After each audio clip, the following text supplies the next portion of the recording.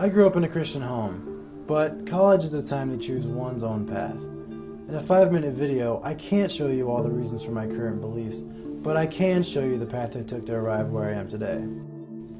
To choose your own path, we must first decide which method we will use to choose our beliefs. Some people choose their beliefs based on their feelings of attachment to a group or a loving creator. Some people choose their beliefs based on a desire to escape suffering, to reduce conflict, to obtain forgiveness, or to get to heaven. Some beliefs aren't seriously considered because of the rituals they do, the language they speak, or the clothes that they wear. But for all the wisdom and expected benefits of the various belief systems, there is only one valid way to choose your beliefs. Determine the set of beliefs that is most probably true. After choosing how we will decide, the next step on the path is to gather information about the wide variety of beliefs. I have taken the time and effort to visit the temples, services, and holy sites of various religions. I have read or at least browsed their holy books. I have listened to both supporters and detractors of each belief, as well as read the beautiful passages and the passages that are hard to believe. There are 3 special belief systems that must be considered. If one of these is true, then our decision process would be less complicated. First, perhaps we conclude that there is no way to actually know enough to choose, which is called agnosticism. But we all have to live our lives as if some set of beliefs is correct. So we all must choose how to live our lives even if we do not have enough information to make a good choice.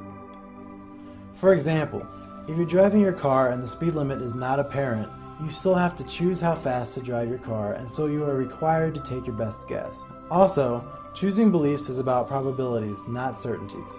So there does seem to be enough differences between belief systems for some beliefs to be more likely than others, allowing for at least some kind of choice. Secondly, perhaps none of the above, atheism, is the best answer. Perhaps logic and what we can observe in nature have dispelled the myths of the various faiths. But when we use science to look at nature, we find laws and principles that require a designer. The anthropic principle, the second law of thermodynamics, the law of biogenesis, and irreducible complexity all point to a designer. And the answers that atheists give seem less than scientific in and of themselves. Multiverses, quantum fluctuations, spontaneous generation, and co-option.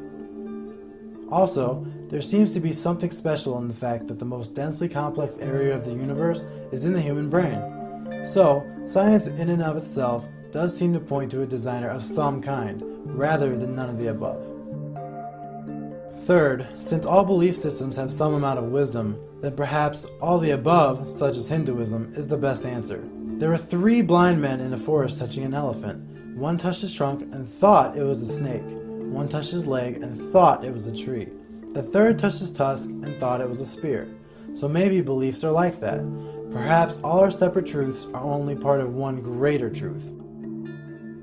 But there is a second part to that story. The same 3 men went into the forest again.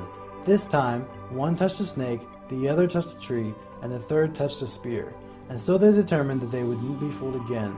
So they said, "Aha! This is an elephant!" So, some beliefs that look different at first can actually be parts of a greater whole. But, on the other hand, some beliefs may seem similar but may in fact be separate and contradictory. So it appears we still have the complex task of choosing our beliefs. Here are just some of the differences between the various beliefs. The agnostic is correct that we can't know for sure, yet we do still have to make our choice. The atheist is correct that we must use reason and logic to come to our beliefs, yet science points towards a designer. The Hindu is correct that each belief system does contain a similar wisdom, yet there are still key differences that must be decided. You may decide differently than I did, but having looked at the key differences, I have decided that I continue to believe the core ideas of Christianity. So, why am I a Christian? Because I have weighed the options, looked at the hard questions, and chosen the belief system that appears to be most likely to be true. Don't just follow the beliefs of your parents and friends. If you haven't started down the path, then start today. It will be one of the most fascinating and rewarding journeys of your life.